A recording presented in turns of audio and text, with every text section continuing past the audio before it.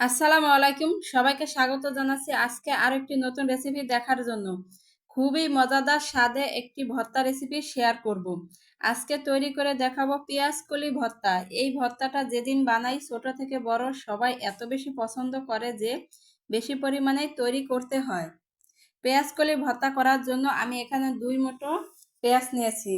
পেঁয়াজ কলিটা আমি এরকম 1 ইঞ্চি পরিমাণ করে কেটে নিলাম। পেঁয়াজ কলিগুলো আমার কাটা হয়ে গেছে। এখন আমি একটা বাটিতে উঠিয়ে ধুয়ে পরিষ্কার করে নিচ্ছি।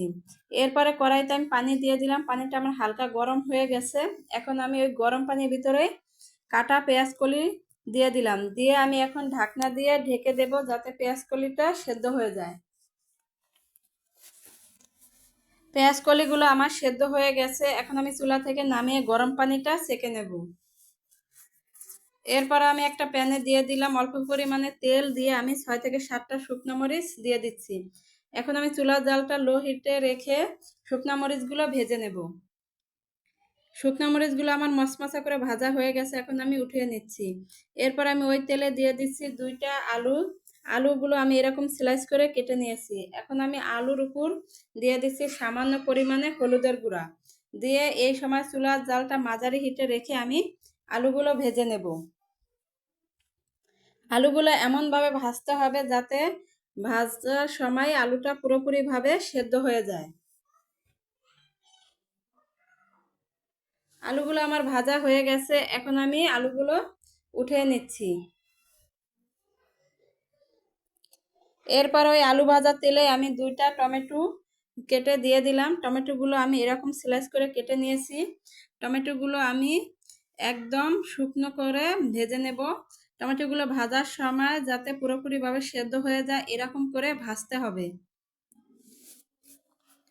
টমেটোগুলো আমি একটু পোড়া পোড়া করে ভেজে নেব যাতে টমেটো থেকে পানিটা ভালোভাবে শুকিয়ে যায় এবং একদম সেদ্ধ হয়ে যায়। টমেটোগুলো আমার ভাজা হয়ে গেছে। এখন আমি উঠিয়ে নিচ্ছি। এরপর আমি দিয়ে দিচ্ছি 7 থেকে 8টা রসুনের কোয়া। দিয়ে দিলাম 1 কাপ পেঁয়াজ যেটা আমি কিউব করে কেটে নিয়েছিলাম। এখন আমি রসুনটা ভালো করে ভেজে নিচ্ছি। রসুনটা আমার ভাজা হয়ে গেছে। আমি রসুনটা উঠিয়ে নিচ্ছি। এখন আমি পেঁয়াজটা একটু নরম করে ভেজে নেব, লালচা করে ভাজবো না। যেহেতু আমি ভর্তা করব সেজন্য পেঁয়াজটা আমি নরম করেই ভেজে নেব।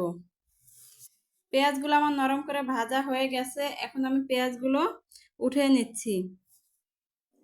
এরপরে প্যানে আমি 2 টেবিল চামচের মতো তেল দিয়ে দিলাম। এখন আমি দিয়ে দিচ্ছি সেদ্ধ করে নেওয়া পেঁয়াজ কলিটা। দিয়ে আমি এখন পেঁয়াজ কলিটা একটু পোড়া পোড়া করে ভেজে নেব।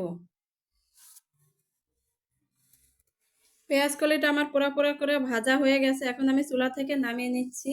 এরপরে একটা বাটিতে আমি শুকনো মরিচের উপর দিয়ে দিচ্ছি পরিমাণ লবণ। দিয়ে শুকনো মরিচটা আমি গলিয়ে নেব। আমি যেইগুলো ভেজে নিয়েছিলাম সেগুলো আমি এক এক করে দিয়ে এখন আমি সবগুলো এরকম করে ভর্তা করে নেব। ভর্তাটা মাখানোর সময় এখানে 2 টেবিল চামচ সরিষার তেল দিয়ে দিলে ভর্তার সরিষার তেল না হলে কিন্তু ভর্তার অরিজিনাল টেস্টটাই আসে না। আর সব কিছু দিয়ে এভাবে ভর্তা বানিয়ে নিলাম। বানানোর পর ভর্তাটা দেখুন লোভনীয় হয়েছে। গরম ভাতের সাথে কিন্তু এই ভর্তাটা খেতে খুবই ভালো লাগে। যারা ভর্তা খেতে পছন্দ করেন আশা করছি তাদের কাছে আমার আজকের রেসিপি ভালো লেগেছে। যদি ভালো লেগে থাকে তাহলে অবশ্যই এভাবে হলো একবার ভর্তা করে খাবেন। আর কেমন হয়েছে আমাকে কিন্তু কমেন্ট করে জানিয়ে দেবেন। আল্লাহ হাফেজ।